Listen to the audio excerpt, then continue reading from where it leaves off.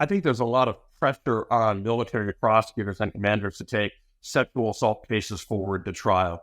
If you have an alleged victim that makes an allegation, whether it's a false allegation, whether it's an exaggerated allegation, or whether it's a true allegation, there is a tremendous amount of pressure from Army leadership, military leadership, even from Congress, to take these cases forward to trial. And no one wants to lose their career by not taking a case forward to trial.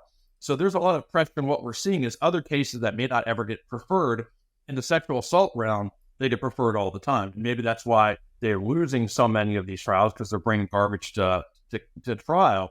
But to ensure that you're getting a fair trial, you need to have representation early on. In this particular case, this client retained us immediately after he was accused, and we were able to do things like get CCTV footage. We were able to get witness statements early on. We were able to demand that DNA was collected and tested.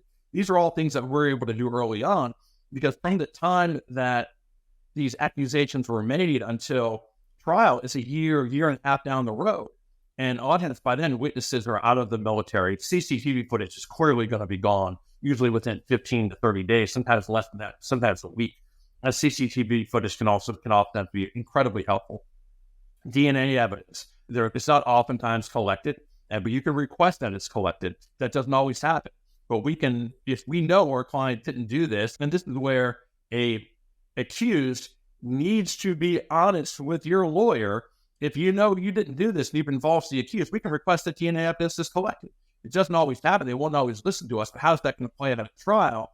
When we're at trial and I cross-examine the CID agent and say, we requested that you collect DNA evidence and send it to the lab if you didn't even take those basic steps. A jury or a panel is going to look at that, crucify that agent.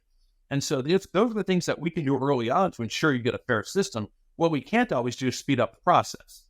Clients always want us to speed up the process. And trust me, I would love to speed up the process, because I hate to have these clients, these service members sitting around for a year and a half, waiting on the system to play out. Meanwhile, often it's like they're not working in their MOF. They've had their security clearance pulled or suspended, and they've had all these negative consequences to them that they may or may not be able to recover from during that time period. So I can't always speed things up, but the process takes a while.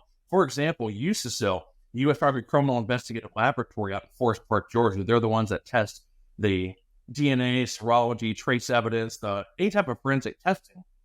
They are so backed up that if you submit DNA to the lab, if you're the government, it may be 6 months before you get a result back. It may be 8 months, and that's not atypical. And so if you have a case where there's a sexual assault forensic examination that's done in DNA, or DNA is collected or swabs are collected, that gets sent to the lab, it gets assigned to LIMS, and that gets assigned a LIMS, LIMS, and that gets assigned a forensic technician or a forensic biologist who does the work. From there, it's 6 months typically before you get a result back. And maybe the government wants to do additional testing. Maybe we want to do additional testing. Maybe they received swabs and different samples. And the USISO policy is they test the most intimate samples. And often they can submit 10, 15, 20 pieces of evidence. They may only test 1 or 2 pieces of evidence. We may want more tested. If so, that's another 4 months or another 6 months or another 6 months. So DNA, serology, forensic evidence slows a case down tremendously. And there's little to nothing that we've done to speed that up. So you just have to understand that you're in it for the long haul. But while you're waiting, there are things you can be doing. Making sure that you're not falling prey to law enforcement. You're not giving statements you shouldn't be giving. You're not sending messages. You're not talking to everyone and your brother about your case. That you're collecting evidence you need to collect to help defend yourself. Because once they get the evidence they need, they're going to move as quickly as possible to try to get to trial. So what you'll see is a ton of hurry up and wait. And then all of a sudden, hey, your trial date's coming up very, very quickly.